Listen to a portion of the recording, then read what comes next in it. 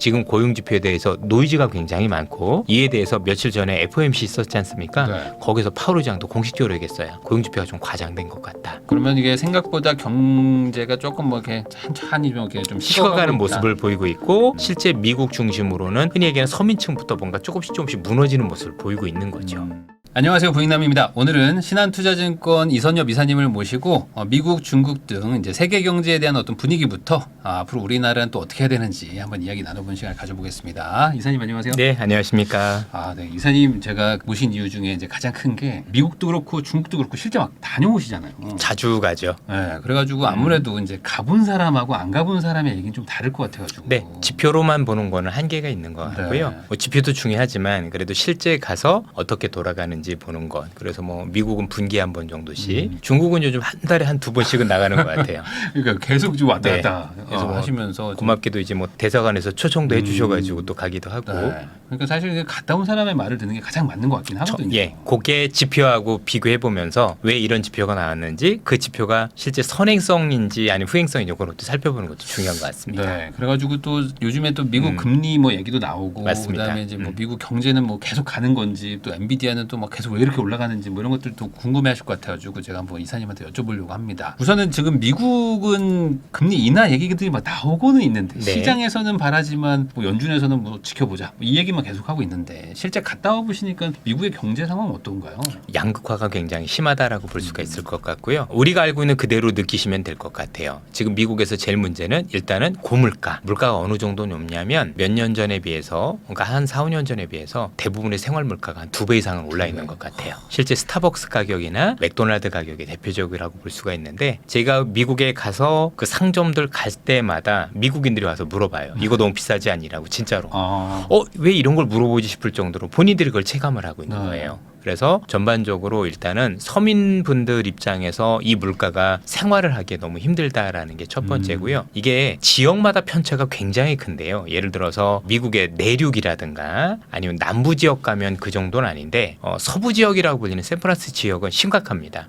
샌프란시스코나 아니면 거기에는 실리콘밸리 요 동네는 원래 조금 있는 애들이 살긴 하지만 그래도 연봉 2억을 받아도 보조금을 받아야 돼요. 그리고 실제 그게 신청이 가능하고요. 네. 그래서 그 동네에서 사람을 구할 땐 제일 먼저 그걸 물어봐요. 너 방값에 방 하나가 원룸 조그만 거 있잖아요. 그게 1년에 방값만 한 7천에서 8천만 원 정도 돼요. 원룸이. 예, 원룸이 네. 방 하나. 네. 그런 정도 되니까 사실은 연봉 1억 받으면 아무것도 없어요. 왜냐면 그러네요. 세금 내고 그러면 마이너스 적자고, 2억 있는다 하더라도 세금 내고 뭐 이런 것처럼 가면 사실 생활이 쉽지 않은 정도까지. 근데 같은 1억이면 또 내륙에서는 또 달라요. 거긴 또 사람들의 생활을 영위할 수 있고 좀 다르긴 하지만 어쨌든 그랬다라는 게 첫 번째고, 두 번째는 미국의 지금 금리, 현재 기준금리로 볼 게 아니라 실세금리로 봐야 되는데, 오늘 기준으로 보니까 미국에서 은행에서 내가 서민인데 돈을 빌리려면 서민 기준이 아닌 부자 기준으로도 6.4%예요. 그러면 서민 기준은 여기 한 2% 정도 가산금리 된다고 네. 보면 한 8% 정도 금리가 되는 거니까 실제 돈을 빌린 사람 입장에서는 굉장히 어렵다라고 봐야 될 것 같고, 그럼 제가 지금 드리는 말씀이 네가 증명이 되라고 하는 거, 증명할 수 있는 게 있는 게, 여기 우리 부일남을 보시는 분들, 우리 부일남도 좋아요 꼭 눌러주시지만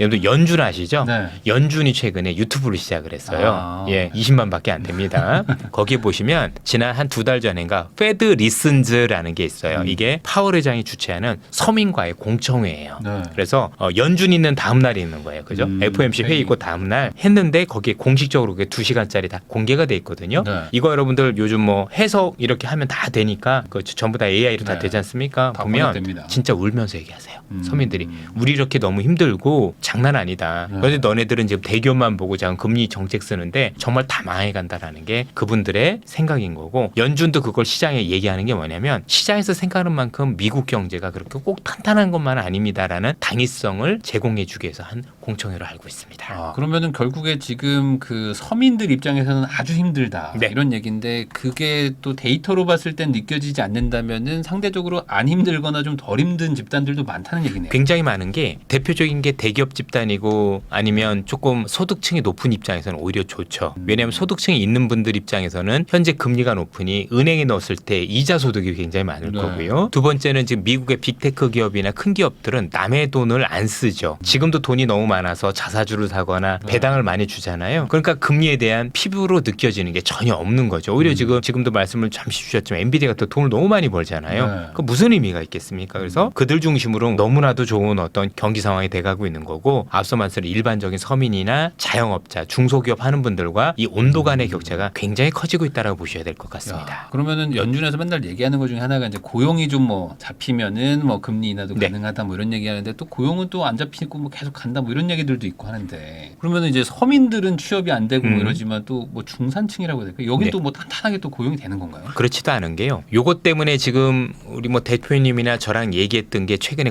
고용지표에서 나오기 시작을 했어요. 예를 들어서 이번에 발표됐던 미국의 비농 뽑은 고용지표가 제 기억 속에는 한 27만 명 정도 나온 걸 알고 있는데 지금 시장에서 논란이 되게 많죠. 실제 숫자는 되게 좋았지만 안에를 뜯어보니 예컨대 이게 가계를 조사하는 게 있고 기업을 조사하는 게 있잖아요. 네. 근데 기업 조사는 되게 좋아 보이는데 가계 조사는 오히려 실업률이 되게 늘어난 걸로 나와서 이 차이가 뭐냐라는 게 첫 번째였고 두 번째는 이번 달에 나온 지표 중에서 고용지표에서 또 임시직은 엄청 늘었는데 정규직이 많이 줄었어요. 네. 그러면 알바생들만 는 거고 그런 건데 이걸 과연 진짜 고용이 좋다고 얘기할 수 있는 거냐. 그래서 지금 고용지표에 대해서 노이즈가 굉장히 많고 이에 대해서 며칠 전에 FOMC 있었지 않습니까? 네. 거기서 파월 의장도 공식적으로 얘기했어요. 고용지표가 좀 과장된 것 같다. 이런 표현을 해서 그러니까 그 안에는 27만 2천 명이 온전히 우리가 흔히 얘기하는 정말 고용지표로 역할을 하는 게 아니라 이 중에 허수가 많다라는 걸 애둘러 표현을 한 것 같아요. 그러면 이게 생각보다 경제가 조금 뭐 이렇게 천천히 좀 이렇게 좀 식어가는 있다. 모습을 보이고 있고 실제 미국 중심으로는 흔히 얘기하는 서민층부터 뭔가 조금씩 무너지는 모습을 보이고 있는 거죠. 근데 아까 방금 전에 이제 금리 얘기해 주셨는데 네. 사실 이 금리라는 거는 안 빌린 어떤 IT 테크 기업들은 뭐 상관없다라고 말씀하셨지만 반대로 이제 부동산 쪽 하는 곳들은 대출을 엄청나게 다들 받잖아요. 많이 받죠. 그래가지고 이제 상업용 부동산 다 막 힘들다 이런 얘기들 나온 지가 꽤 됐는데 네. 그러다 뭐 붕괴 위기 이런 얘기들도 있었는데 지금은 좀 어떤가요? 상업용 부동산은 여전히 위기이고 우리가 알고 있는 일반 주택 부동산하고 좀 다를 필요가 있는데요. 미국 같은 경우는 일반 주택과 관련된 부동산은 보통 30년 만기 모기지입니다. 그럼 내가 이제 돈을 빌리면 30년 동안 금리가 같다라는 얘기가 되는 네. 거고 2008년 미국의 금융위기 이후에 미국인들은 개인들은요 남의 돈을 빌릴 때 30년 만기 변동이 아니라 고정금리로 다 돈을 빌렸어요. 네. 그러니까 30년 만기를 빌렸으니 지난 2008년부터 이번에 코로나 있기 전까지는 금리가 거의 제로였으니까 사실 그래서 주택 시장은 전혀 문제가 없었던 거고요. 왜냐면 빚부담이 있는 사람이 없는 거예요. 네. 그렇게 했으니까 문제는 상업용 부동산인데 상업용 부동산은 평균적으로 5년 변동금리로 합니다. 그래서 만기가 5년 정도 되고요. 대부분 변동. 왜 그게 리츠라는 형태여서 네. 아시지 않습니까? 투자 개념이라 그렇게 됐던 건데 미국의 상업용 부동산은 굉장히 어렵고 실제 제가 갔던 샌프란시스코 지역이나 다른 지역도 실제 빌딩 가격이 거의 실제 자기네들이 샀던 가격에 비해서 3분의 1 정도로 떨어진 그러니까 30%가 빠진 게 아니라 60%가 빠진 가격인 게 네. 일반적인 현상들인데 그런데도 왜 불구하고 시장에서는 큰 문제가 없느냐라고 하면 이 빌딩을 가지고 있는 형태가 되게 독특한 게 있고 또 하나는 현재 이 무너지고 있는 이 상업용 부동산과 관련된 부분은 어떤 특징이 있냐면 전반적으로 이게 이제 우리 얘기하는 금융 투자 그렇죠? 미국인들 같은 경우도 리츠에 투자하고 막 이러잖아요. 네. 그러니까 이게 손실이 굉장히 많이 분산이 되어 있어요. 그래서 특정 계층이 다치지 않고 특히 요걸 돈을 제일 많이 빌려준 세력이 누구냐면 미국의 지방은행들 또는 중소은행들인데 네. 이 사람들은 지금 되게 어렵거든요. 근데 얘들이 파산을 하면 금융 위기로 가는 게 아니라 오히려 미국의 JP 모건이라든가 골드만삭스 같은 기업들이 이 기업을 인수를 해요. 네. 그래서 오히려 금융시장에서는 빈익빈 부익비가 돼가면서 위기로 번지는 게 아니라 위기는 아래에 있는 은행이 위험하면 이게 위에 있는 은행까지 번지는 걸 위기라고 하는데 그게 지금 차단이 돼 있어요. 왜냐면 이 상위권의 은행들은 생각보다 상업용 부동산에 대한 익스포저가 별로 그렇게 크지는 네. 않거든요. 그래서 일단은 절단이 돼 있는 게 되게 중요한 거고 두 번째는 재밌는 게 뭐냐면 미국의 상업용 부동산이 경기가 안 좋아서 생긴 현상이 아니다라는 게 특징이에요. 무슨 얘기냐? 경기가 안 좋아서 많은 기업들이 도산을 해서 사무실이 비어진 게 아니라 문화가 바뀐 거죠. 재테크 문화라는 거.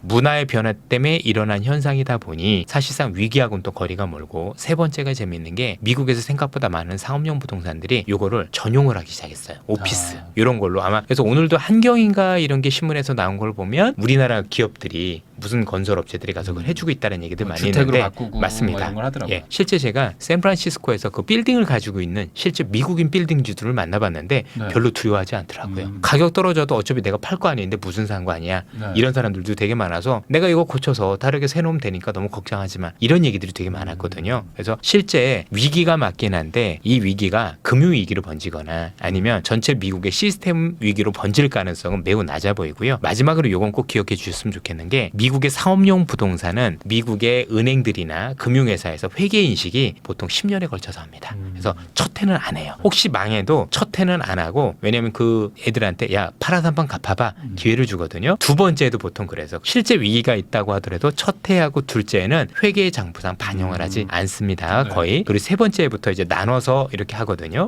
그래서 2008년 금융위기 때도 부동산과 관련된 그중에서 개인주택과 관련 건 바로 반영을 했지만 그때도 사업용 부동산 위험했는데 사업용 부동산은 3년 뒤부터 반영을 했다. 그러면 제가 드린 말씀이 좀 일부 제가 혹시 틀려서 나중에 사업용 부동산 문제가 생긴다 하더라도 실제 이게 금융시장에 번지는 건 시차가 한 2, 3년 뒤라고 보셔도 될 것 같습니다. 그러면 뭐 내년이나 뭐 내후년 정도 뭐 이런 내후년도 아닌 것 같아요. 그리고 지금 벌어지고 있는 것도 그렇게 부실로 많이 잡지도 않고 있고 실제 여러분들 아마 이 사업용 부동산 위험하면 앞서 말씀드린 것처럼 지금 지방은행들이 많이 파산을 해야 되는데 그런 소식조차도 네. 들리고 있지 않지 않습니까? 그래서 생각보다 위험한 건 맞지만 견딜만 하다 이렇게 말씀을 드리고 싶습니다. 그러면 지금 뭐 네. 유럽도 그렇고 지금 뭐 캐나다도 그렇고 막 금리 인하하는데 우리 좀 힘드니까 먼저 내린다 뭐 이러잖아요. 예. 근데 이제 미국은 뭐 지금 이사님 말씀 들어보면은 뭐 경제도 어쨌든 뭐 탄탄한 것 같고 그다음에 뭐 위기로 번지지도 않고 그러면 오히려 여기서 인하하면 또 과열될 수도 있는 거 이런 걸 또 걱정하고 있는 것 같기도 한데 오히려 미국 정부 입장이 재밌어요. 미국 정부 입장은 현 상황에서 금리를 조금 내려줘야 네. 사실은 물가가 내려간다라는 재미있는 논리를 펴요. 이게 무슨 뚱딴지 같은 네. 얘기냐 하는데 실제 자넷 옐런 재무장관이 이 얘기를 해주고 있는데 네. 사실 미국의 물가가 안 빠지고 있는 이유가 크게는 세 가지 이유가 있습니다. 네. 하나는 많은 분들이 알고 계신 것처럼 지금 미국 정부가 너무나도 많은 돈을 찍어내고 있어요. 국채를 발행을 해서 아니 한쪽에서는 긴축을 하는데 미국 정부는 채권을 찍어내서 열심히 시장에다 돈을 계속 뿌려대고 있으니 이것 때문에 일단 물가가 진정 안 되는 게 첫 번째일 거고요. 두 번째는 주거비가 빠지지 않아서 그런 게 있습니다. 네. 미국의 CPI 소비자 물가 지수에서 이 주거비가 차지하는 비중이 36.1%예요. 이번 달 기준으로 해서. 근데 그게 안 빠지니까 보통 문제가 되고 있는 게 있고 세 번째는 고용 시장에서 사람이 부족한 문제가 있어요. 이게 코로나 때문에 많이 돌아가신 영향도 있을 거고 그동안 이민을 덜 받았던 영향도 있을 거고 여러 가지 원인이 복합적으로 있는데 그런 세 가지 영향들이 있는데 특히 주거비가 문제예요. 왜냐하면 이 주거비가 물가에서 차지한 비중이 제일 큰 36%나 차지하고 있다는 것도 문제가 되고 있지만 통상적으로 주거비, 렌트비나 이런 것들은 집값이 하락한 다음에 18개월을 후행해서 빠지는 경향들이 있어요. 네. 왜냐하면 우리나라도 그렇지만 부동산과 관련된 계약은 보통 1년 단위 계약 또는 2년 단위 계약을 하잖아요. 우리 전세가 아마 2년 단위 계약으로 알고 있는데 그렇게 되다 보니까 전체적으로 그 시차가 있는 건데 실제 미국의 집값이 내려가고 있거든요. 그러니까 많이 빠진다 이런 건 아닌 건데 YOY 기준으로 네. 내려가고 있는데 그러면은 이제 연준 입장에서 보면 올 초 정도였으면 이미 부동산 렌트비가 빠져줘야 돼요. 그런데 안 빠지는 거예요. 그 원인을 아까 말씀드린 자넷 옐런 의장 얘기한 게 뭐냐면 지금 이렇게 집값이 잘 안 내려가고 있는 이유는 뭐냐면 금리가 높아서다. 무슨 얘기냐? 지금 집을 가지고 있는 사람이 예전에 집을 살 때 30년 만기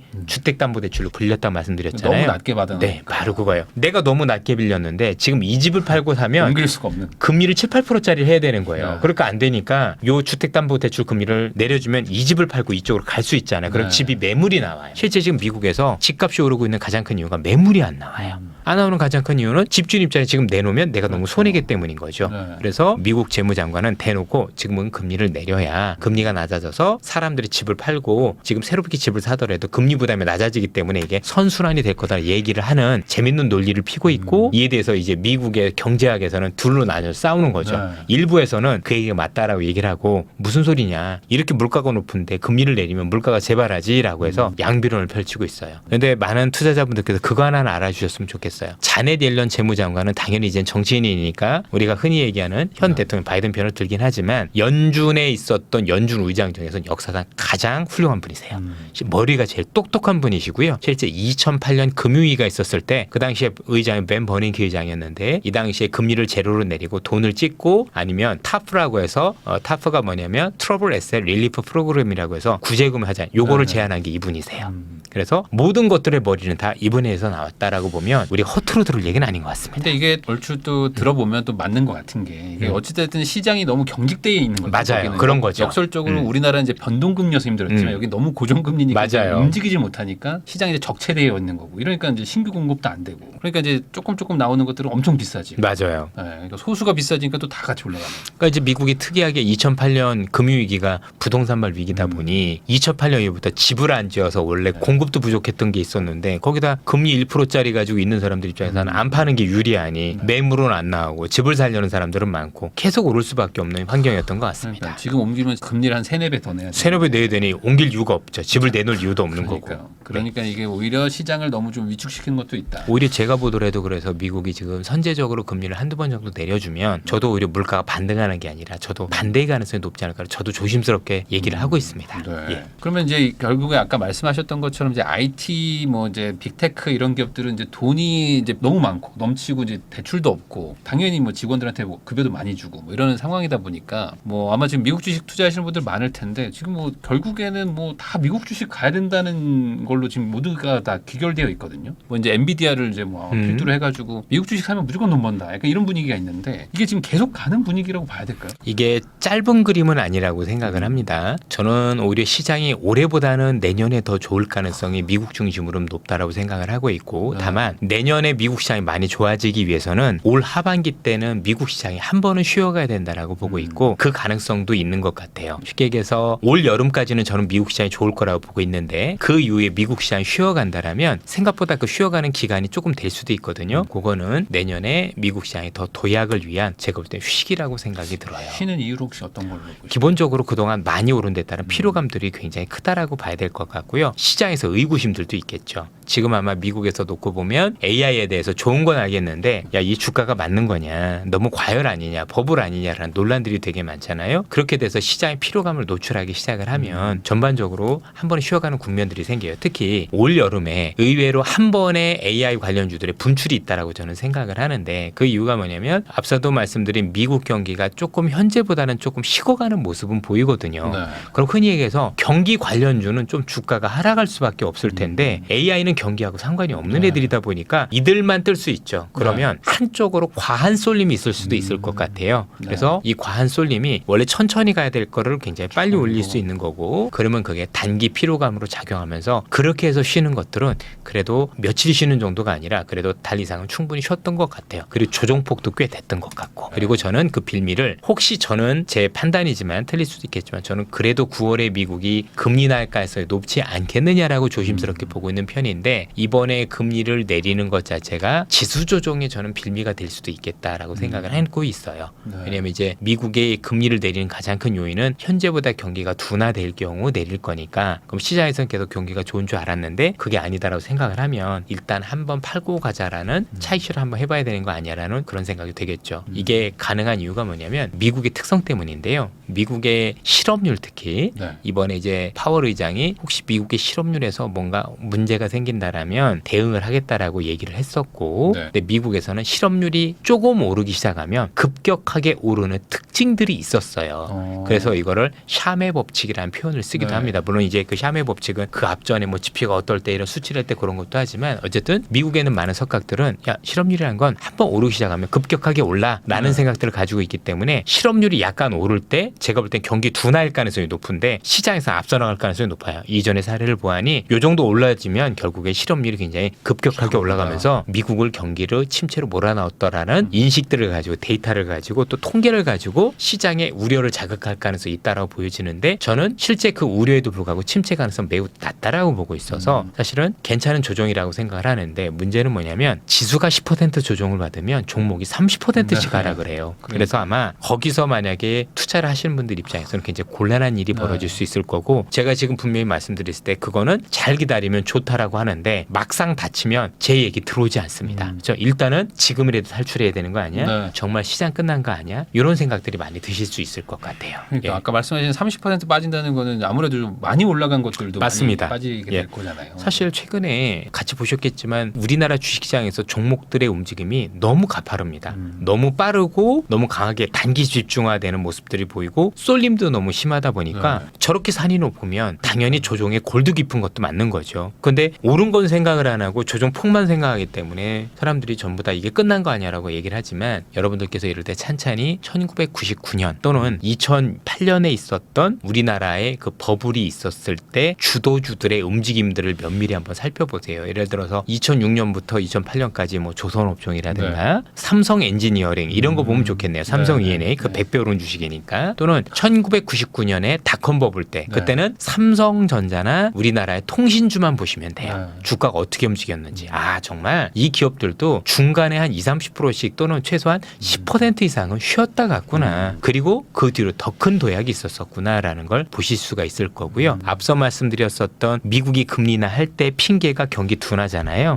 근데 경기 때문에 둔화 때문에 금리가 내려오면 당연히 시중의 유동성은 늘어나지 않습니까? 이 늘어난 유동성이 조금 더 시간이 지나고 나서 유동성은 늘어났는데 경기가 침체가 아니라고 생각하면 그때부터는 말을 만들어내기 시작을 해요. 시장의 성장이 이만큼일 겁니다라고 해서 부풀려서 얘기를 하겠죠. 그러면서 현재 시장보다도 훨씬 더 과하게 성장성이라는 걸 부각시키는, 즉 실제 실적이 그렇게 나오진 않는데 미래 그렇게 될 거다라는 희망을 끌고 오는 버블 장세가 내년에 저는 형성될 가능성이 높다고 보는 거예요. 아, 그 보통 이제 뭐 대선 끝나면 이제 좀 침체가 올 것이다. 뭐 대선까지 끌어올리는 거지 여기서 피크다. 뭐 이런 얘기 하시는 분들도 있는데 오히려 대선 이후에 한 번 더 갈 수도 있다. 왜냐하면 처음에는 이 AI라는 게 없었을 땐 그게 맞았어요. 네. 왜냐하면 이제 바이든 정책 중에서 대표적인 게 IRA였고 신재생과 관련된 기업들 중심이었기 때문에 그게 맞았는데 이 AI는 트럼프냐 아니면 바이든이냐 전혀 상관이 없어요. 연속선상에서 있는 거라고 봐야 될 것 같고 그 스케줄을 놓고 보면 어차피 지금 미국 시장을 땡기는 건 IRA법 때문에 땡기는 주식은 별로 없잖아요. 대부분 다 AI 때문에 올라가고 있는 주식이라고 생각을 하면 AI 스케줄과 관련해서는 오히려 제가 볼 때는 미국의 대선이 끝날 즈음에 저도 시장이 쉬어간다는데 동의하는데 대부분은 그게 끝났다라고 생각을 하는데 제가 볼 땐 그게 내년에 더 크게 뛰기 위한 저는 쉬어감이라고 보고 있습니다. 그러면 이것도 좀 궁금한 부분인데 이제 애플도 이제 끝났다라고 했는데 갑자기 오픈 AI 탑재한다고 하니까 다시 또 막 올라가는데 지금 시장은 뭐 완전히 그냥 AI가 주도하는 그런 거라고 봐야 될까요?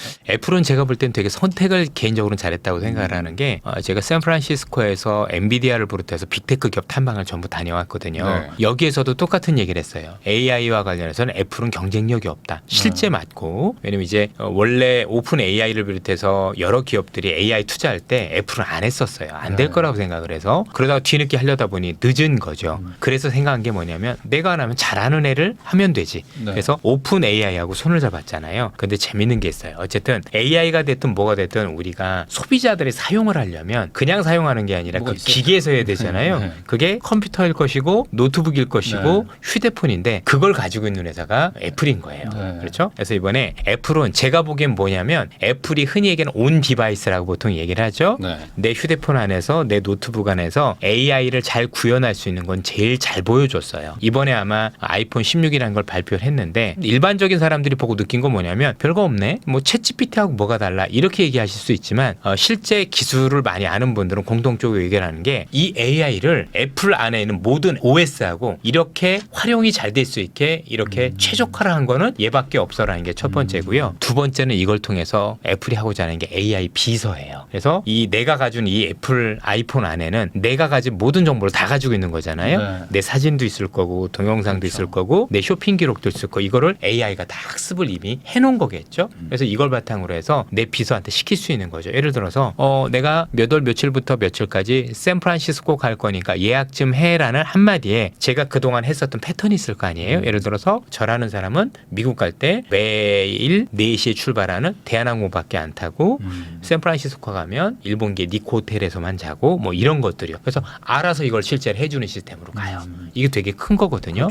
왜냐하면 혁명이라는 게 별거 아닌 게 이전보다 편리해지는 게 혁명이에요. 이전보다 편리해지면 이전으로 돌아가지 않는 것. 우리가 옛날에 걸어 다니다가 마차가 생기니까 마차가 편하니까 안 걸어 다니고 마차보다 철도가 더 편하니까 마차가 없어졌고 철도 다니면서도 자가용이라는 게 되니까 철도를 이전만큼 안 타는 것처럼 뭔가 사람은 편해지면 이전으로 안 돌아가고 새로운 것들을 찾는데 그런 혁신을 현재 AI 관련해서 이 애플이 보여주고 있는 거고 그래서 지금 말씀드린 것처럼 온 디바이스 즉 현재 오픈 AI 이런 애들이 개발한 AI를 잘 쓰게 해주는 기업이 지금 두 기업이 있거든요. 하나는 애플이고요. 또 하나는 마이크로소프트 소프트 진영의 컴퓨터예요. 네. 그래서 지금 보시면 말씀을 주셨지만 애플도 많이 안 올라가는데 동시에 퀄컴도 같이 올라가죠. 그죠? 퀄컴이 올라가는 거는 온 디바이스 노트북 안에서 지금 벌써 엄청나게 새로운 어떤 시장을 ARM 기반으로 해서 구축을 했기 때문인 건데 요 두 개가 올라가고 있다는 얘기는 이미 시장에서 온 디바이스 시장이 열리고 있다. 이렇게 보셔도 될 것 같아요. 그 시청자분들은 이제 그러면 미국 주식 이제 투자하신 분들도 있으실 거고 투자하고 싶으신 분들도 있을 텐데 뭐 중간에 약간 부침은 있겠지만 뭐 한 1년 정도를 놓고 봤을 때는 앞으로 조금 더 분위기가 좋다. 맞습니다. 이렇게 정리해도 될까요? 대신에 이제 최근에 올라온 것들 때문에 분명히 하반기엔 저는 크게 쉬어가는 구간이 있다라고 생각을 하지만 그 쉬어가는 구간이 많은 분들이 생각하는 시장의 추세 하락은 저는 아니다라고 보고 되려 추세 하락보다는 오히려 더 큰 상승을 위한 어떤 쉬어감이다라고 본다라는 게 저하고 좀 다르게 보는 거다라고 판단하시면 될 것 같고요. 일단은 여기서는 제 얘기를 믿을 필요도 없고 다른 사람들이 믿을 그럼요. 필요도 없고 그거를 판단할 수 있는 아주 좋은 지표가 있어요. 그게 금리예요. 금리를 미국이 이제 한두 번 정도 금리를 내린다고 했는데 한두 번 정도 내리고 뭐 내년에도 한두 번 정도 내리는 정도면 제 얘기가 맞는 거고요. 그게 아니라 한두 번이 아니라 갑자기 급격하게 앞으로도 계속 내리겠다면 그건 제 생각에 틀린 겁니다. 그럼 정말 이제 위기가 맞습니다. 오는 거죠. 그러니까 연준 입장에서 보면